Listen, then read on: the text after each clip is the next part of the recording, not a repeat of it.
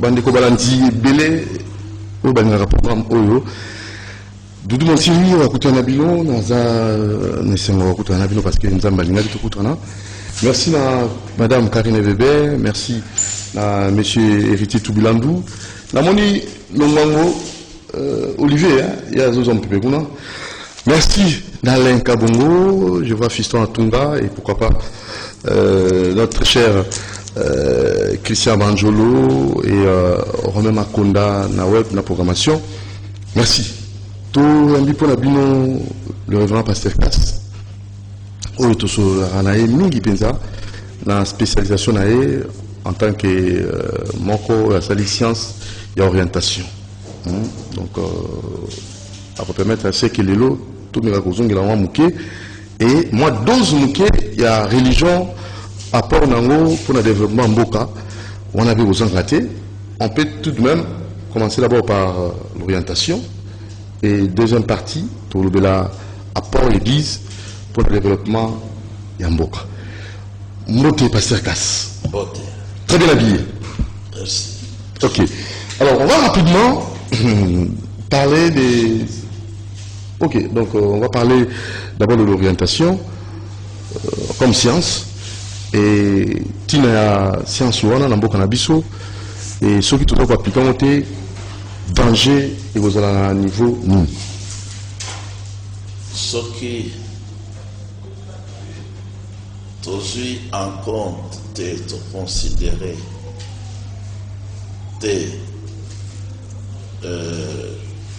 vocabulaire ya misala et que c'est ya misala et ya ba capacité na ba tout ce qui to considérer habitude te ce qui to yebi batu malamu te ce qui to analyser malamu post la misala te alors eloko moko ya malonga ekosalema te banalizaka post ya misala nini nani mpasi mili kuanalyze yango kaka bato oyo basali psychologie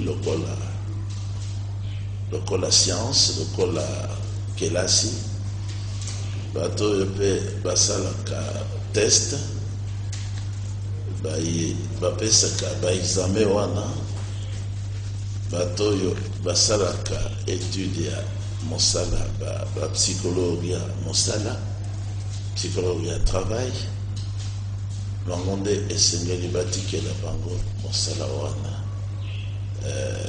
ils vont s'y mettre bakosalisa mboka malamu bako-recruter bato selon le besoin moko na moko akozala na place na ye bongi mpo na ye mpo akoka kosepanouir kosala mosala malamu kopesa résultat ya malamu na ndenge oteli mboka na biso eske banda indépendance ti lelo bozalaka mpena considéré bato basali science wana baaffectaka bino tozalaki considéré ngai nasilisaki na cycle ya liboso na 81 tozalaka déjà affecté na éducation nationale yo osilisi kelasi oza déjà na affectation oza déjà na salaire na yo mpe moko na moko bazalaka kotinda biso na école na baécole conseiller moko akokaki kozala na 2-3 écoles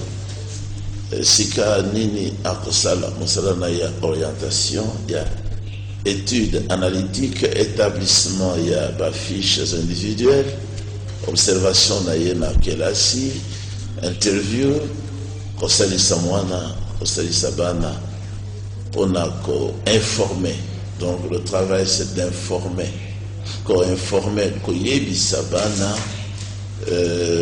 section nini tozala nango na mboka oyo bakoki koyamba mais bayeba mpe ndenge nini bakoki kozala orienté mpona réussite ya moko na moko na esika oyo akokaki kotanga facile parce que ntango olobi kamwana na kati ote nazwi mbala moko question sous question autour na yo ndenge tomonaka chaque fin académiques.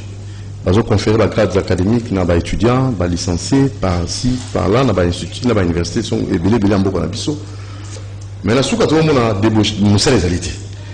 Si vous voulez, en tant que moi, quoi, ça, les sciences ou orientation, section nous, nous avons beaucoup de choses à lire, on a besoin de pourquoi tu l'as facilement mis ça.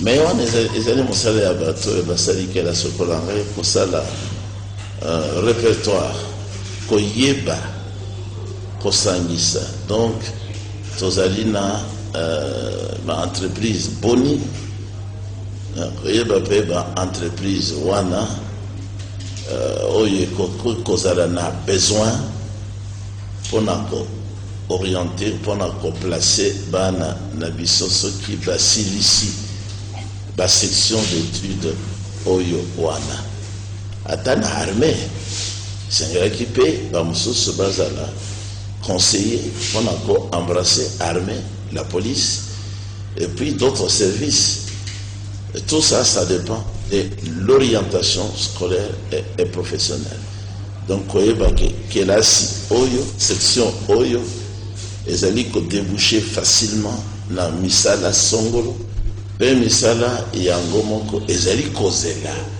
basali donc les lots oyo tozomona c'est que bato bazali embauché selon ba critères mingi oyo ezali na moto yote bamosusu ezali po bazali bato ya famille parce que bazali baninga parce que bazali bashi na biso parce que bazali mibali na biso parce que bazali bato ya parti politique na biso oyo nyonso wana ezali orientation te ezali orientation te bakotia n'importe qui n'importe où eloko moko ekosalema ya malonga eza te oyo ezali profane soki batie ye na mutu par exemple ya ministère songolo ba expert bato oyo bazali na boyebi soki baye balingi basembola batalisa ndenge ya kosala ya koza bango lokola banguna na ye c'est dû aussi à ça. Surtout parce qu'il y a Kolingate batalisa ye na bateau ya za ko diriger. A Kolingate ba éclairer ye na bateau yo bazali inférieur par rapport à poste. Non inférieur pas beaucoup ça. Par rapport ya mais ce qui a yekoli ce qui a ah ouais ça on doit éviter. Mais pourquoi vous allez mais c'est une soit na yemoko oya kozwa oyo babengi conseil d'orientation ayeba ke azali moto bakoki kokamba ye bakoki koguide ye bakoki kosalisa ye c'est ça mais ce qui azali orgueilleux akolinga te kozwa akoloba chaque fois te nayebaki ne te isingelaki te yo ya okolakisa ngai ayebi nyonso alingi kolakisa te ke ayebi mais quel danger pour mboka na biso soki toza na bakambia ndenge wana tuna esika moko songolo cadre bato basali profession oyo bayekoli mingi bakozwa misala te ou bien soki aza na mosala bakobundisa ti na ndenge bakotia pembeni mpo bango moko azali ennuyant il faut koekate à tout prix bato par exemple balingi koyiba soki yo ye na justice ya koloba ke tosala mosala mpo résultat emonana yo komi monguna il faut basala nyonso balongola yo po batikala libre basala mosala na bango ya kimo. Il y a une dame qui m'avait posé la question là qui passait casse na volé pour la volé au bateau ba qui était expert en la matière la lui si sous notre là c'est maman tsanga tuna yo importance maman comment je l'appelle maman Peggy hein, je crois Peggy avec importance l'école maternelle ni est-ce que y a tina sur du monde maman Rosélie a commencé 5 ans au côté maman na école primaire ma bezali wa tina ni à école maternelle. Non, ma paix est parce que l'école maternelle est prolongation de la famille. Comment habitué moi pour na cause la absent na famille mais azwa culture azwa molimo ya cause na baninga ya koyekola kobanda koyemba zembo kobanda kosala marche, kobanda kotosa, sera nezali, balobi bien que ezali école maternelle. Donc, il faut baser la prolongation et la continuation de la famille. Sikoyo, mwana azali ko découvrir bana mususu, azali ko découvrir société mususu yashika, akobanda ko apprendre que oui, on peut être absent de la maison, mais être bien ici, gouverné par d'autres mamans ou par d'autres papas, et puis manger aussi, comme nous apprenons que ça pourra être effectif, manger, boire de l'eau, boire du jus dans l'école maternelle. Donc on dit bien école maternelle. Ce sont les mamans qui ont été formées pour s'occuper des enfants, afin que leur propre mère ait aussi du temps pour travailler à la maison, sans être gêné par le bruit, par les conflits de tout petit. C'était Madame Parfaite Poiti qui vous avait posé cette question. Oui, Tina, école maternelle. Alors, tout rapidement, parce qu'il nous reste juste 5 minutes. Si quand on a est-ce que tout le monde peut aller à l'université? Tout le monde peut faire l'université s'il a été bien orienté. Il y a seulement des capacités qu'il faut connaître. Tout le monde n'est pas appelé à faire les mathématiques si on ne sait pas calculer, si l'esprit n'a pas été travaillé pour les additions, les divisions, les soustractions. Tout le monde ne peut pas embrasser la philosophie, tout le monde ne peut pas faire la psychologie.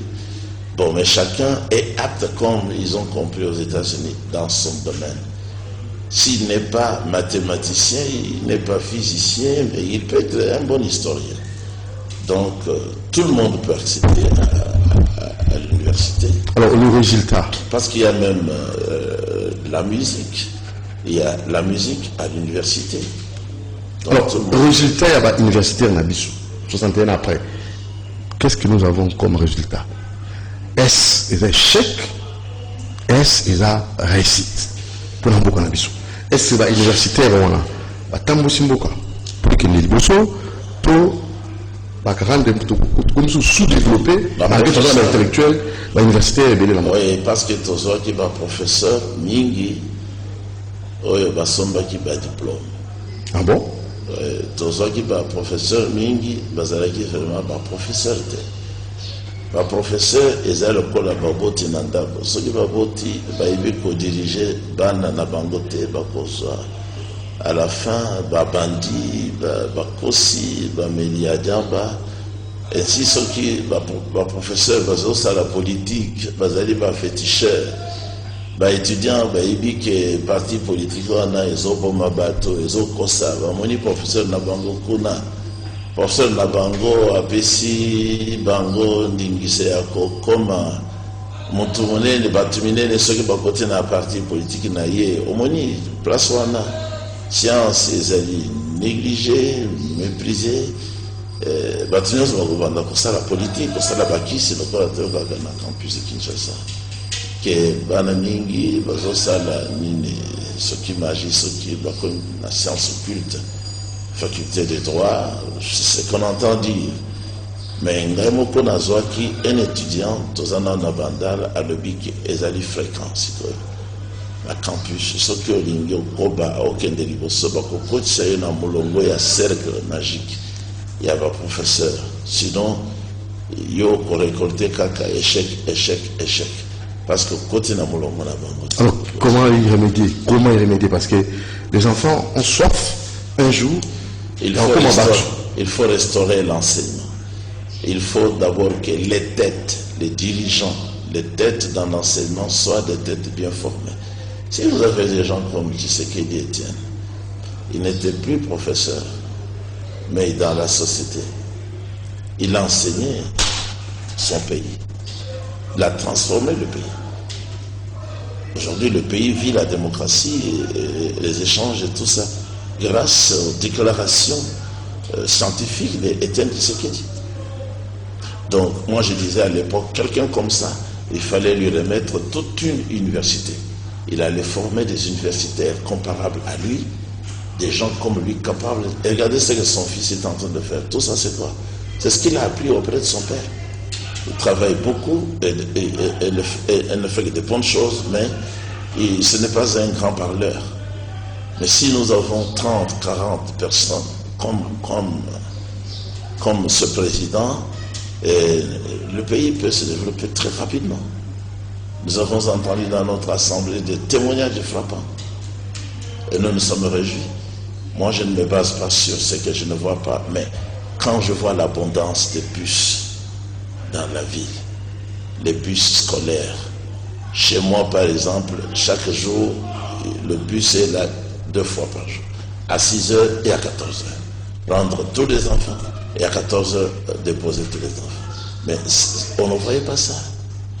Les sautes des moutons, comment il y a échange, mais les voleurs qui sont attrapés.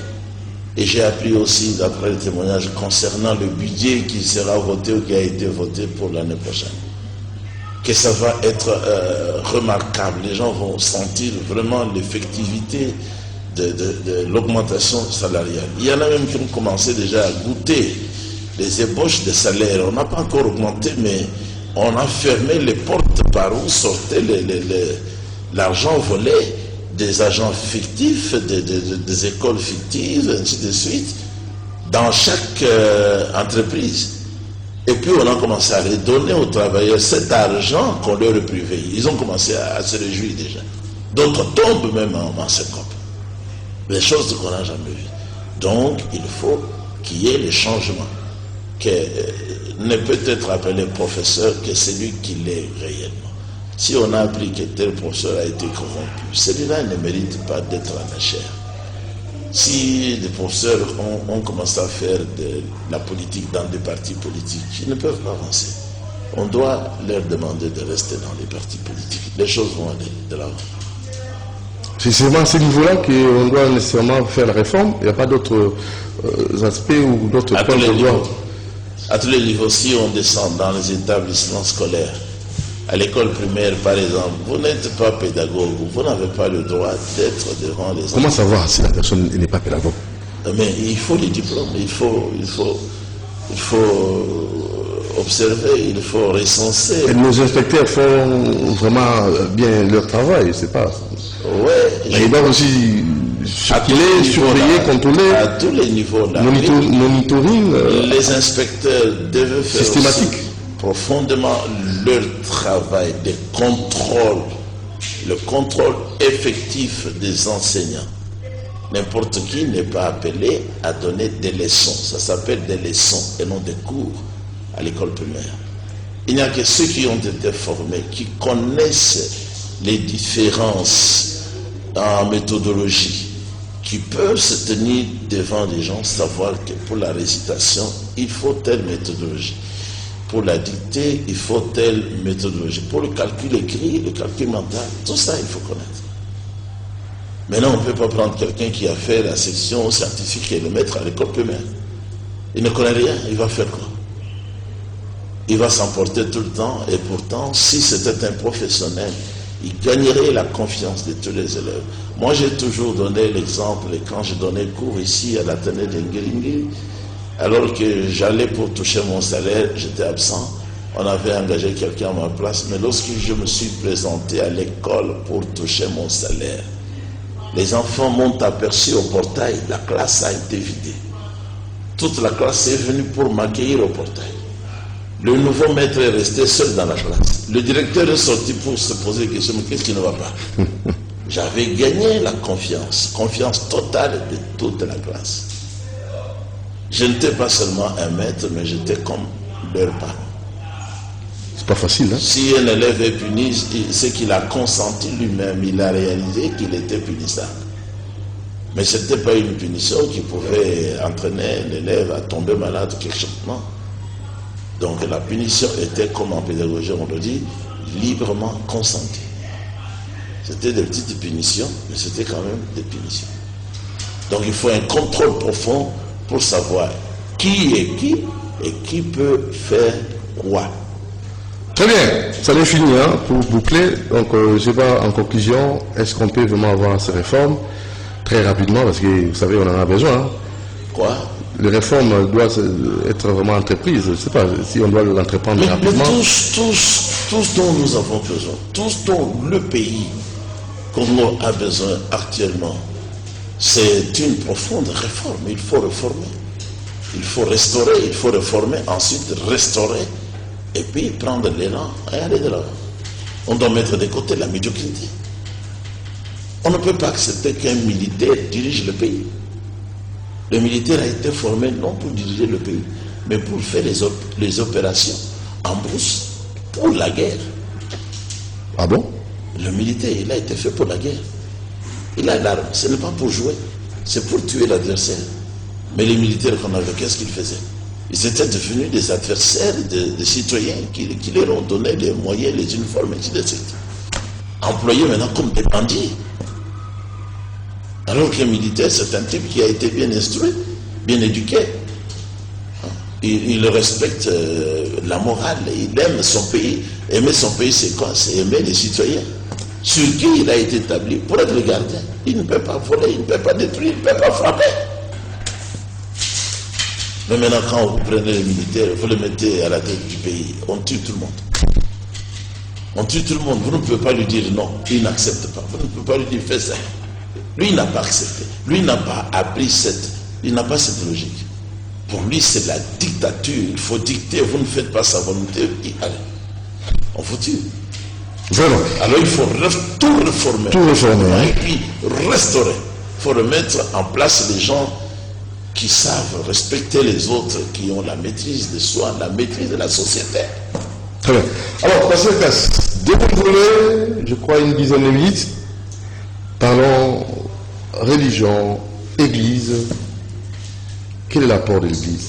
Est-ce que vous avez vraiment travaillé pour le développement de notre pays? Vous avez contribué ou bien vous avez encore davantage donc vous avez l'apport de la vraie église compliqué l'existence qui est la nôtre, de vos fidèles. L'église du Seigneur, qui est l'église de la Bible, qui a été établie sur la terre, son apport reste supérieur. La vraie église a été établie, choisie, établie, lavée et envoyée en travail pour enseigner aux nations, pour enseigner toutes les nations, pour connaître les vérités mystérieuses et cachées, pour que la vraie église soit connue et que la fausse aussi soit connue et que la nation soit éclairée par l'église.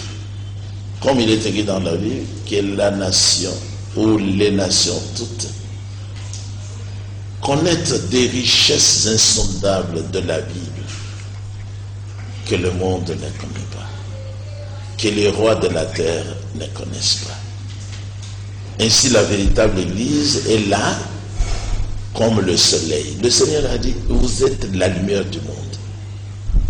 Dans la vraie Église peut vous dire avec qui travailler, avec qui ne pas travailler pour la réussite. La vraie Église a cela comme rôle. La vraie Église peut vous établir une liste des péchés, des actes interdits par le Seigneur pour éviter que le pays ne soit maudit. La vraie Église fera cela.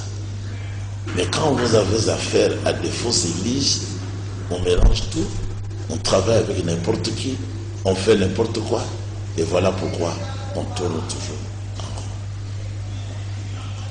Donc, le rôle comment savoir de la véritable église est majeur. Comment reconnaître la véritable église? La véritable église, c'est toujours jusqu'aujourd'hui l'église d'un seul livre appelé la Bible ou les Saintes Écritures. La véritable église, on la reconnaîtra par le fait qu'elle enseigne toujours qu'il y a un seul Dieu et non trois. Un seul Dieu qui est le Père de tous et au-dessus de tous et en tous. La vraie Église enseignera toujours que le nom de ce Dieu-là, Elohim, est Yeshua HaMashiach, nom propre du salut, qui signifie salut d'ailleurs, justification, sanctification, gloire, qui signifie aussi brièvement Yahweh Sauveur. La vraie Église enseignera toujours le pardon des péchés et qui est précédé par la repentance.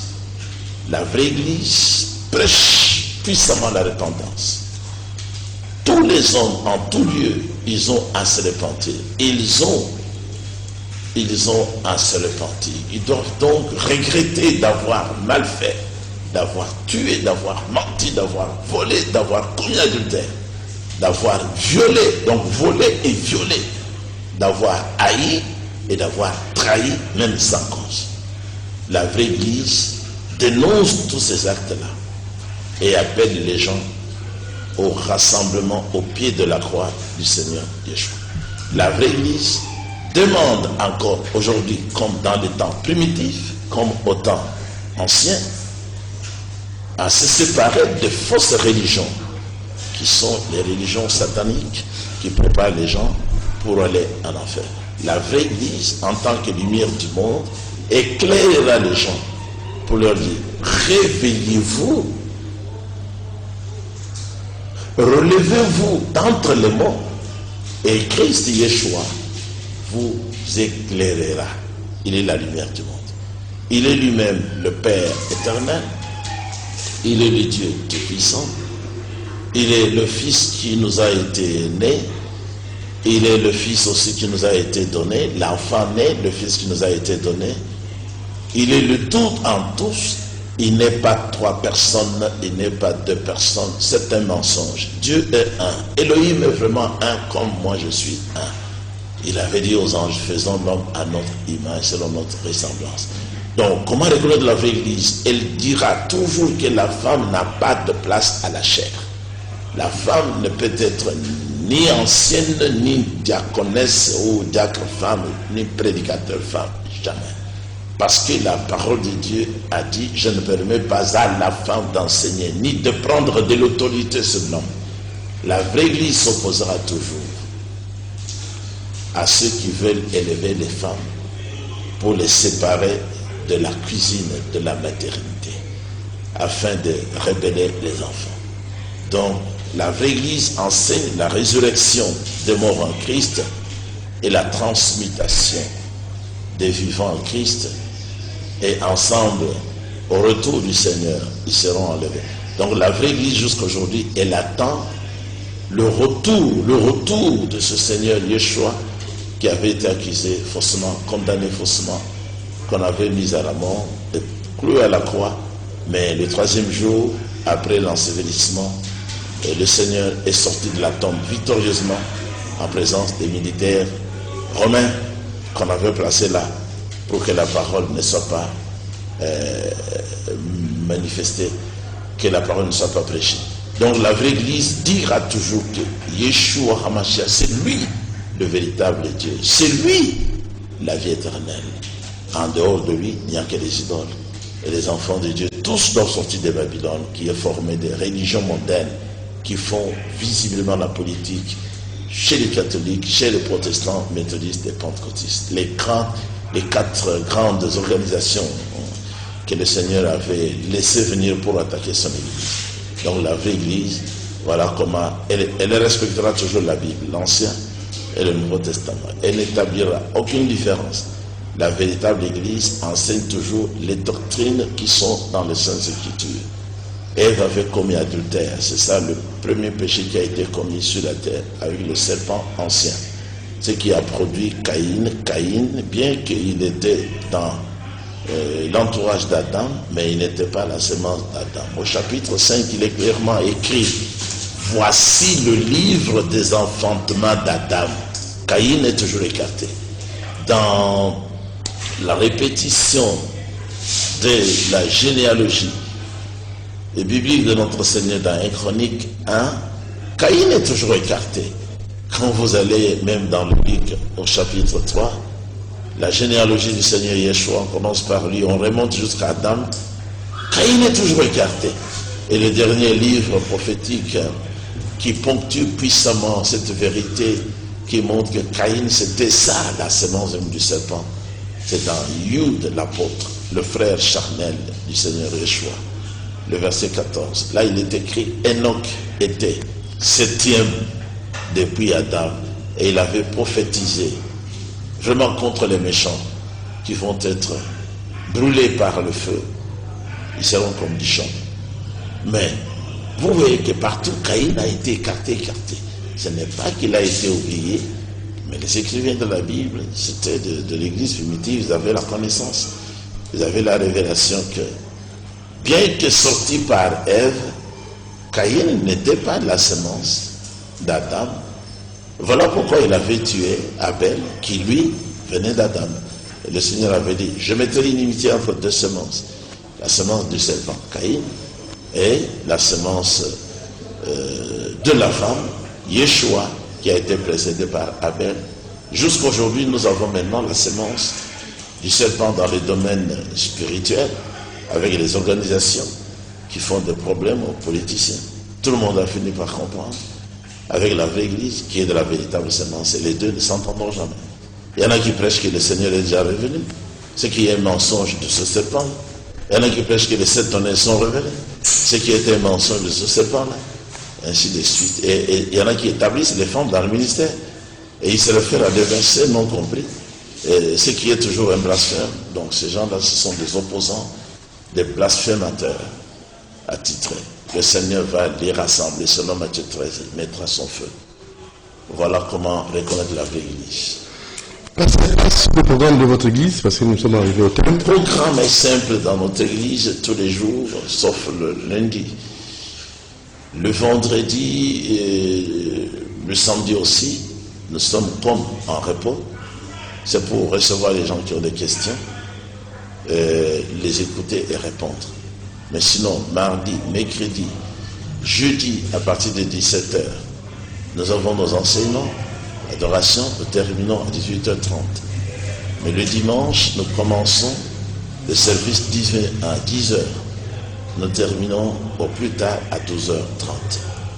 Notre numéro de téléphone, vous l'avez comme d'habitude, 0 94 fois 199 58 0 9999 1 9958.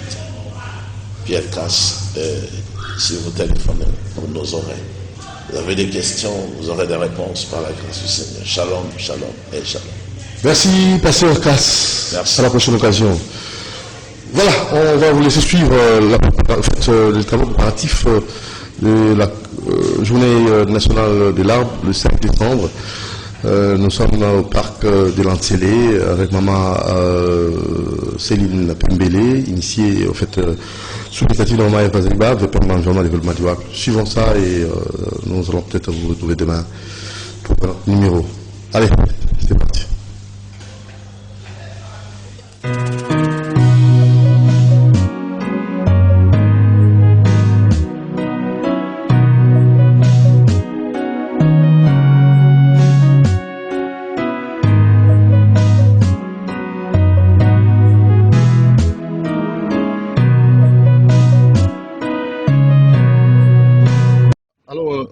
Maman, oui, tu dis maman que aux anani pour la tour de biso na Génie Congo émission oyo et salema pour na kosunga Congo ke liboso.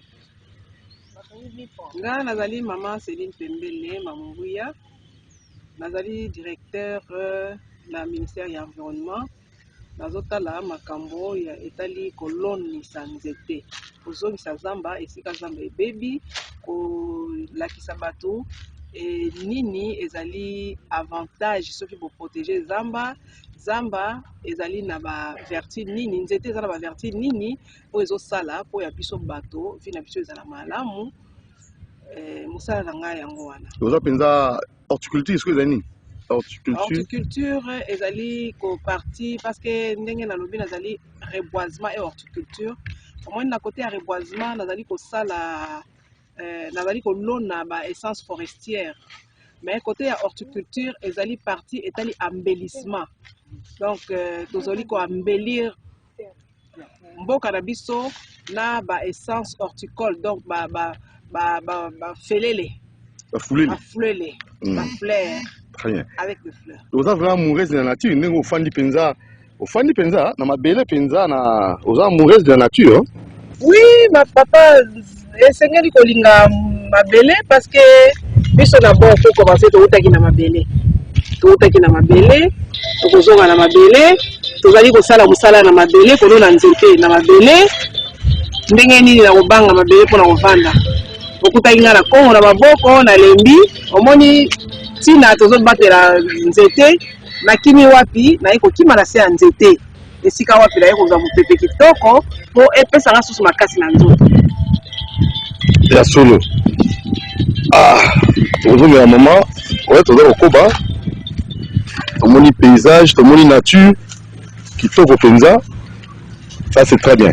Alors, namoni pe wa directeur ya ICSN, tozali moi tango Rolanda, tango Rolanda. Alors, si vous maman te ba moke awa tomoni eza penza pona nini delo spécialement. Bon, lelo nazali awa oyebi que le 5 décembre ya mbula nyonso ministère ya environnement a lengelaka mokolo oyo babengaka journée nationale de l'arbre. Donc ezali na mboka na biso. Ezali ya mboka na biso. Journée nationale de l'arbre. Journée wana to lengelaka ngo na le 5 décembre. Alors, etikali mikolo kotanga lokola tokosala journée wana le 5 décembre. Yango wana naye kotala ba collaborateur nanga bazalaki déjà na terrain, ça fait une semaine passée bayaki kosala kolengela mosala ya kobongisa mabele esika wapi tokoya kodonela nzete. Yango wana naye kotala esengelaki ngai moko pena lakisa ndakisa yango kutaki nga na kongo na maboko nazali kobongisa pe mabele esika wapi tokolonela nzete le 5 décembre. Ah vous êtes tozali na parc ya Ntsele ya ICSN. Biso tobenga yango parc animalier de l'Antsele parce que biso objectif ezalaka tosala parc moko tozongisa zamba nyama ezonga bongo po omoni ministère ya environnement to protéger la nature. Soki mbisi ezongi nyama ezongi na kati ya zamba na biso o tozo créer awa parce que tozo créer vraiment forêt mort artificielle mais ba ko officialiser yango parc animalier de l'Antsele ya ICSN. Voilà objectif. Voilà ezali objectif tozo landela. Mais votre message est un parc animalier de l'Antsele, mais il parc de l'Antsele. Très bien. Alors rendez-vous à le 5 décembre. Hein? Ouais. Voilà, vous avez une bakonzi bakoya awa, vous avez une.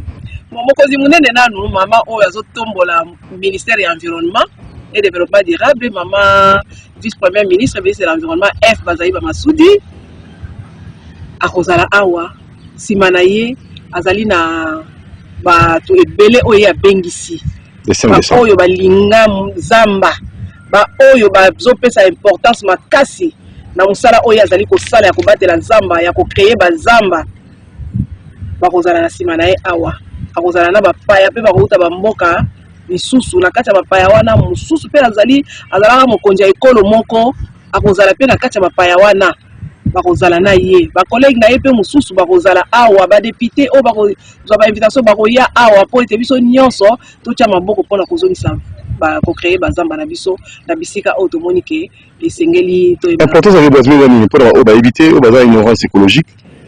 Bon omoni reboisement kolona nzete toyebi ke ezali na ba avantage ebele ya liboso yango.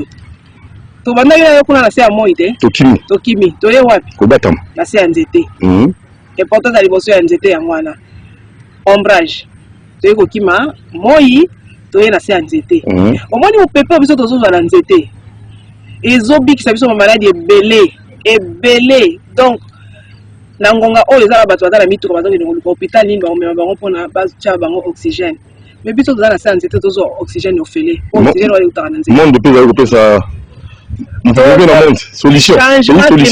Changement climatique, to comme na bakambo changement climatique, réchauffement climatique. Solution na ngoko uta wapi na nzete. Yango zomo na mama F Bazaïba appuyé par le chef de l'État mboka na biso ekomi pays solution. Na bazamba na biso tozo pesa solution na mokili mobimba na o etali changement climatique. Très bien. Tous attendent en minute, mais lui qui va rentrer dans les étés d'aliments. Eza ebele kisi oyo tomelaka papa, kisi oyo tomelaka basalaka yango na nzete. Ameuble tout ça. Bakiti oyo tovandelaka eza na basani mpe basalaka na nzete oyebi. Eza na basani basalaka na nzete, fourchette na nzete. Autant. Bakaye oyo bana batangelaka basalaka na nzete.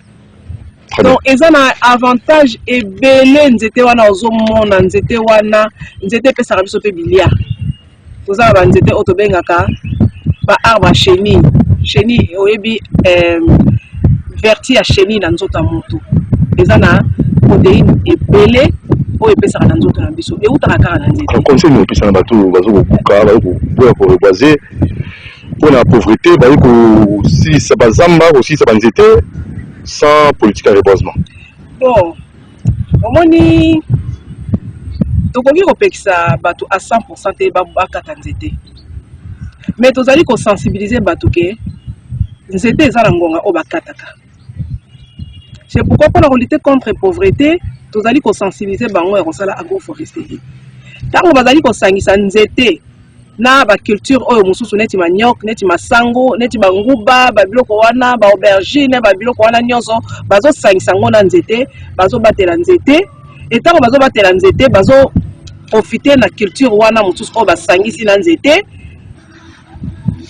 Moyen balela ezate, moyen bakata nzete na désordre ataka mwa nzete ya mukie akokata kaka pona pauvreté. Metango aloni mwa masangu na ye katikati ya nzete na ngonga ya masangu abuki masangu ateki ndambo ya le mbongo wana eko permettre asomba eloko mususu oya kokolisa bana afutela bana minerval. Tango aloni manyoko na kati ya nzete alongoli manyoko na période na ye ateki aloni nguba, donc ainsi de suite, donc vice versa kaka ndenge wana tozo batela nzete. Nzete eza na ngonga pe oyo ekomaka danger pour la population. Nangonga wana esengeli kokata nzete wana. Très bien. Merci maman Céline Pembele, toujours au Koba, na directeur à ICSN. Merci beaucoup monsieur le journaliste Doudou Montiri. Merci beaucoup maman Biso na moni ba jamais so ba fandi ka lokola yo. Bon so ba mourir mourir nature hein. Maman zo ko ma penza au secrétaire na yo, ingénieur Sidonie. Mbote maman. Mbote papa. Ingénieur. La seule pour quel cigaro et pas il y a directeur il y a ICSN. Ah, il y a un autre qui est là, il y a la commission. Non. Voilà, alors papa Mbote na yo. On a qui s'est présenté na bateau bazo la mbébé na Génie Congo.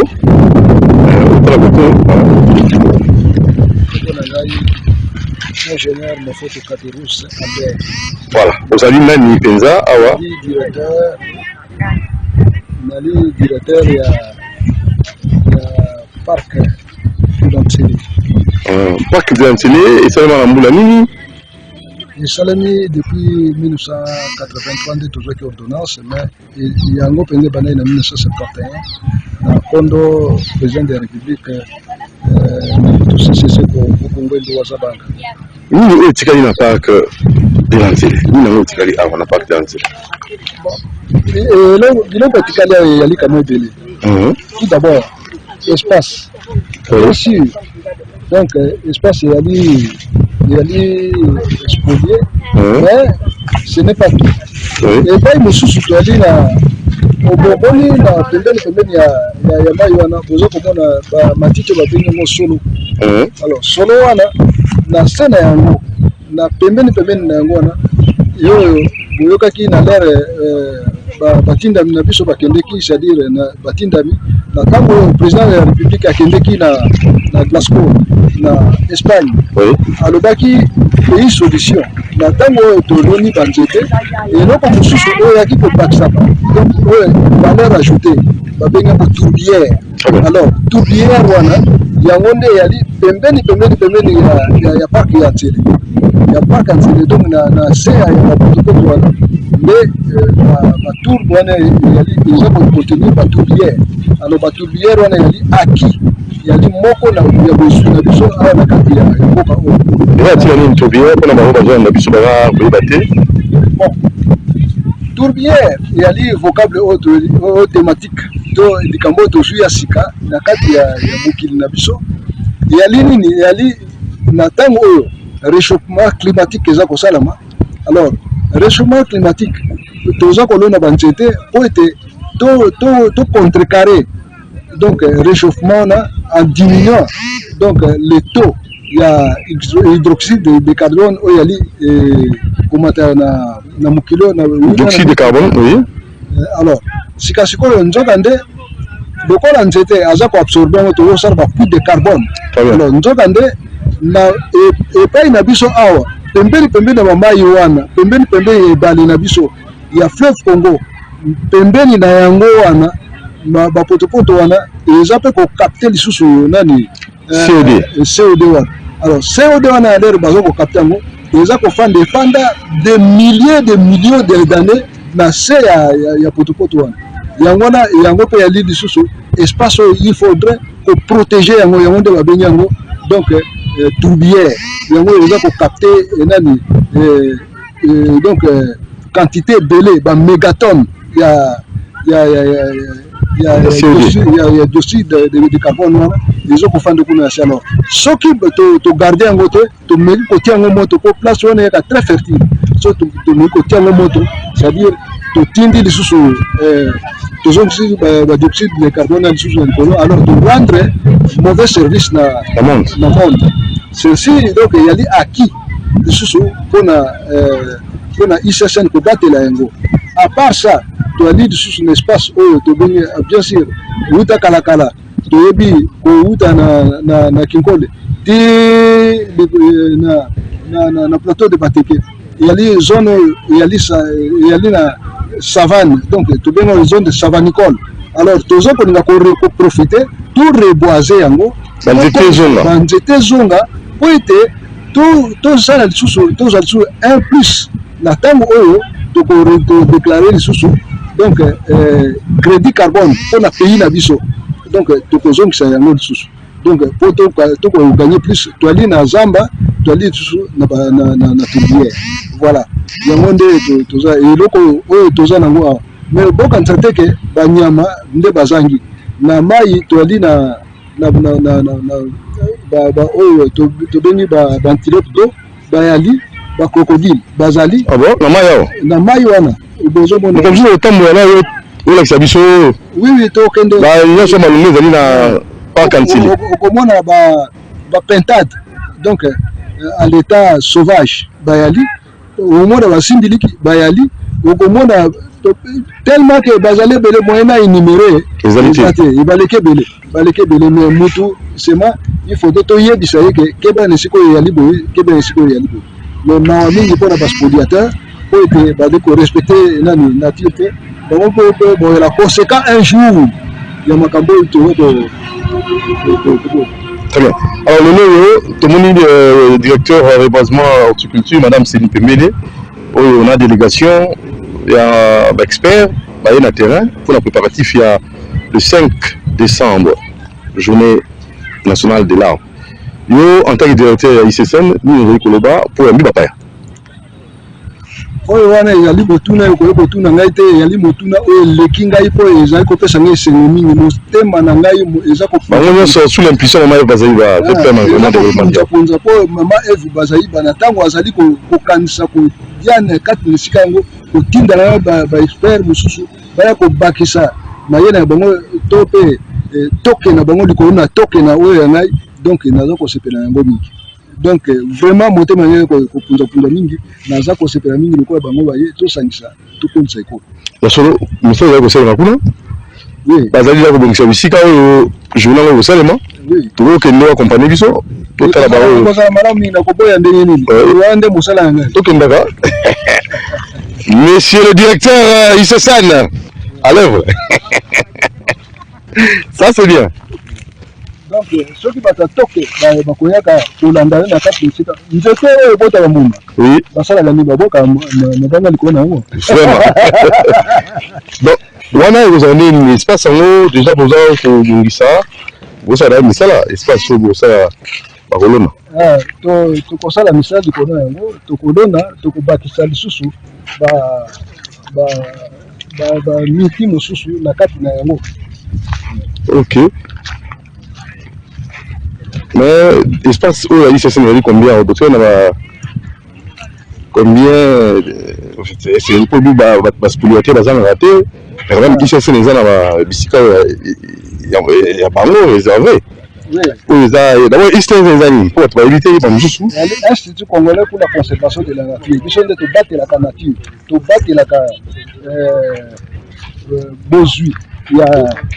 Il y a Mokili Oyo, il y a Bicho Tobenyango, République démocratique du Congo.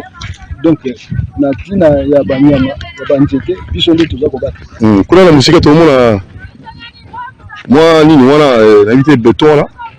Oh, kuna. La musique. Oh, kuna, il y a une histoire de Mboka na Bicho. Il y a une histoire de Nini. Il y a une Natango Kondo Maréchal Ayalaki, Ataki, il est place Balansaki manifeste de la révolution. Le 20 mai 1967, voilà, c'est ça. Voilà. Stèle. Stèle, hein? Stèle. Ah, solo. Stèle de l'Antille. Stèle de l'Antille. Très bien. Alors, Lokoba, on va expliquer visuellement mon cœur. On va aussi aller pour tout va mon cœur. Bon, ah, donc on est combien? Oui. Dans des cours, besoin comme on a. Oui. On va dire qu'on prépare la place tout comme ça là-bas. Pour raison. Ma boule, tout côté à Banjete, Nakati. Date il y a le 5 décembre, il y a Sanza Oyo. Oui. Il y a une maison na biso. Chaque le 5 décembre, tout ça là quand une journée de l'arbre.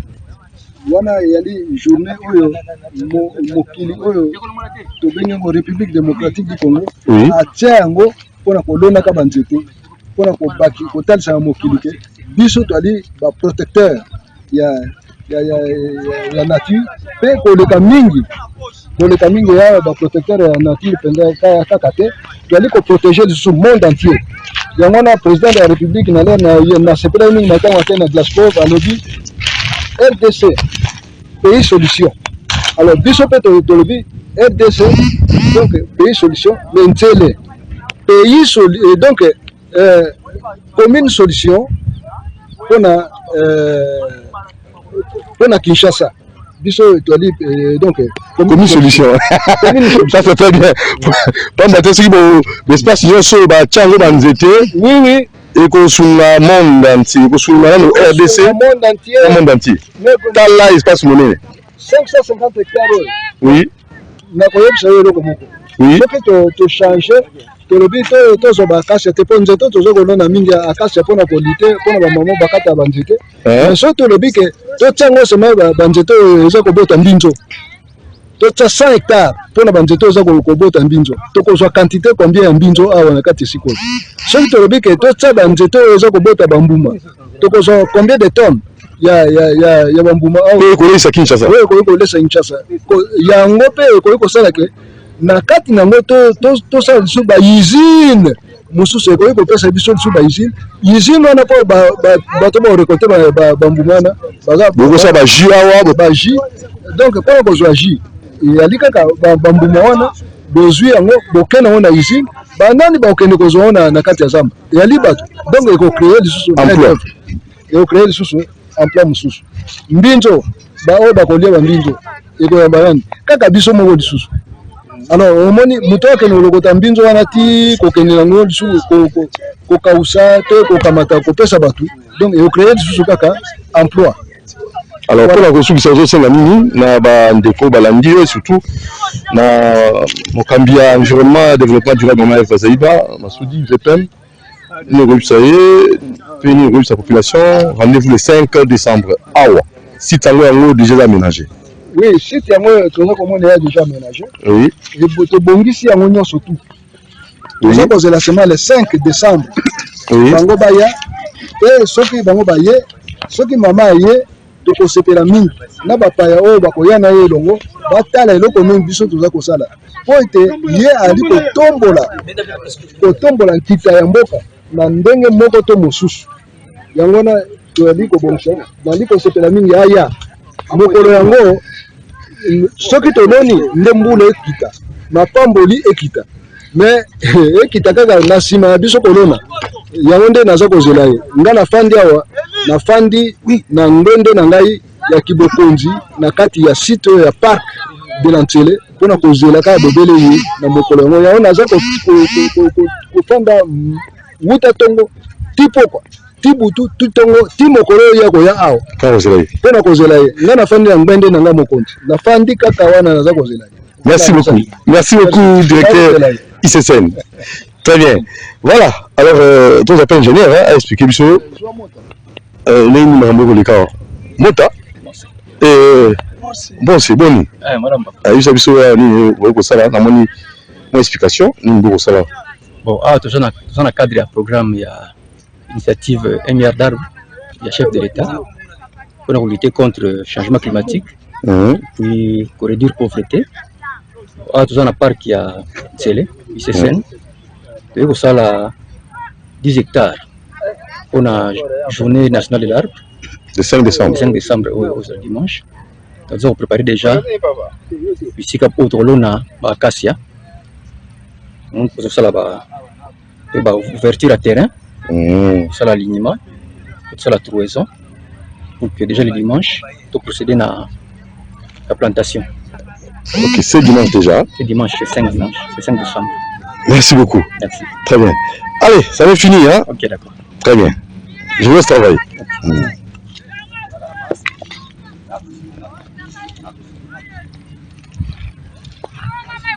Tirez!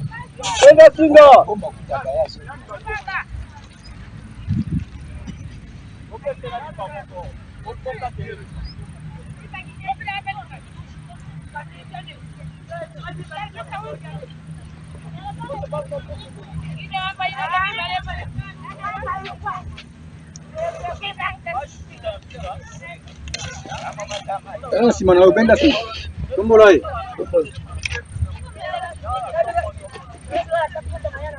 musale zosali tolona banzete mpona kita ekole mata eza boye soki yoloni nga naloni makambo echange na mboka na biso mpe na monde entier opeyi mboka na biso eleisa monde entier. Ouais, merci.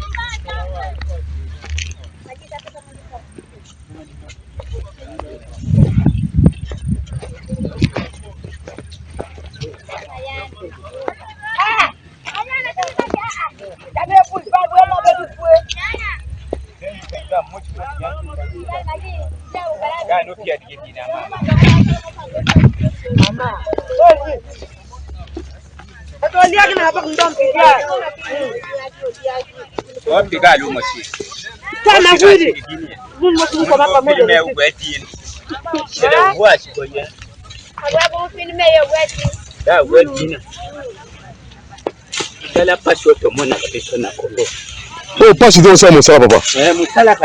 Moussa, pas si tu es mboka, tu es développé Congo. Moussa, on a besoin de mboka. Ozo bongisa mboka, ma parole au Kabwa. Yo, to. Ma parole au Kabwa. Ah, on est venu là, Moussa, ok, bien. Bilo mesa na Moussa. Ah, to mesa na Moussa, soto salite to rolia wapi. Moussa yo sango. Yango to ndao mesa na. Très bien.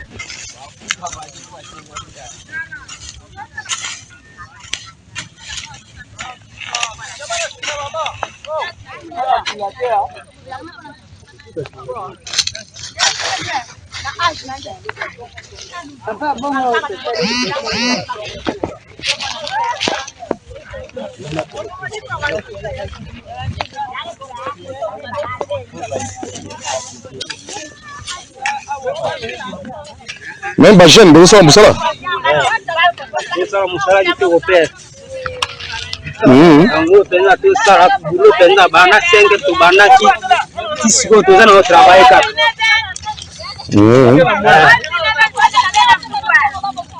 Très bien. Moussa est bien. Vous connaissez bien Moussa là? Oui, il est très bien. Ah bon. Il est très bien, bon. Tout a évolué. C'est monsieur le conservateur Ferdinand Gondakofio, le chef de site adjoint. Ah, ok. De ça évolue très bien. Ah, vous connaissez bien. Donc le 5 décembre, Très ok. Très ok. On a délimité, on a tout fait. Maintenant, on est en train de rembler pour faire les trouaisons. Avant le 5, on sera déjà au top. Très bien.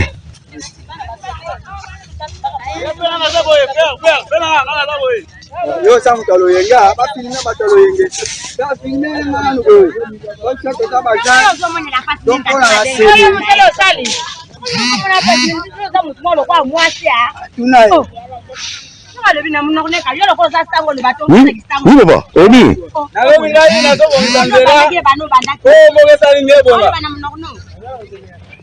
obongisa po balona wanzete banzete bikali butuli nzete na tupo babongisa po bacha bafulu misala yoto na babaya pombo bonga bien obongisa mboka très bien.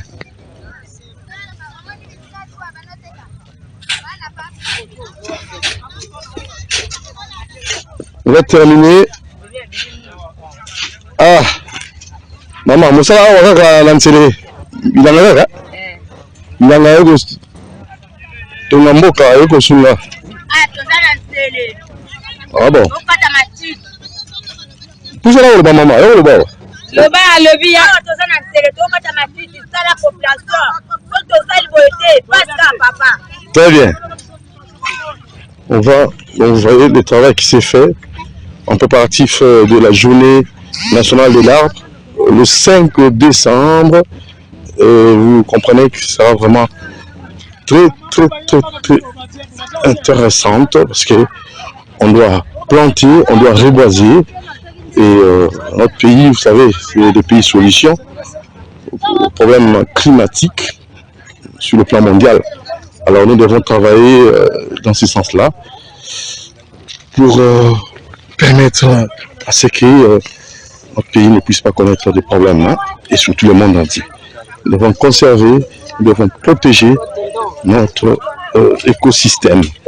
Voilà, c'est comme ça. Alors là je vois maman directeur reboisement qui fait le suivi. Tout ce qui se réalise ici comme travaux. Voilà, nous sommes au parc de l'Antélé. Donc, comprenez, Dame Céline travaille.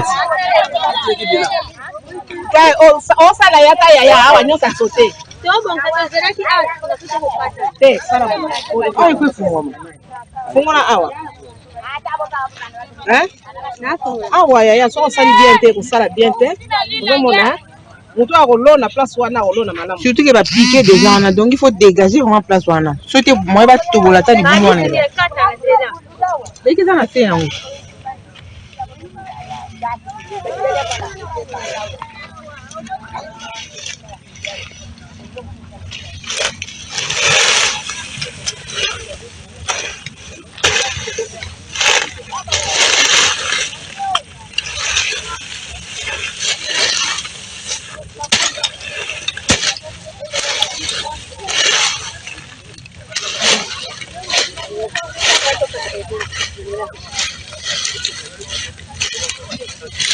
Ah, ingénieur Emma, bonjour. Oui, merci beaucoup, ingénieur Emma. Très bien. Ingénieur Emma, s'il vous plaît. Très bien. Journée de l'arbre. Très bien. Madame ingénieur, on va conclure avec vous parce que nous sommes arrivés au terme de notre reportage, notre émission. Oui, maman ingénieur, c'est comment? Tu veux souka? Tu continues là? Moi, c'est lui. Moi, je vais pas pour te combien souka? Ça va, ils ont pas. Ils ont continué pour bon ça. Et tout ça, au Tokolo, on a été le 5 décembre. On a aussi mon abonnement, bateau dégagé, bâtiment, tout ça, pour faire la tourisme qui n'a pas là. En tout cas, ça les bien. C'est comme tu dis pour le moment. Toujours c'est bataille. Il faut que nous avons les délais malheureux. Très bien. Là, ça me fait hein? Très bien. Oui, papa Labisso. Vous savez qu'il est bien.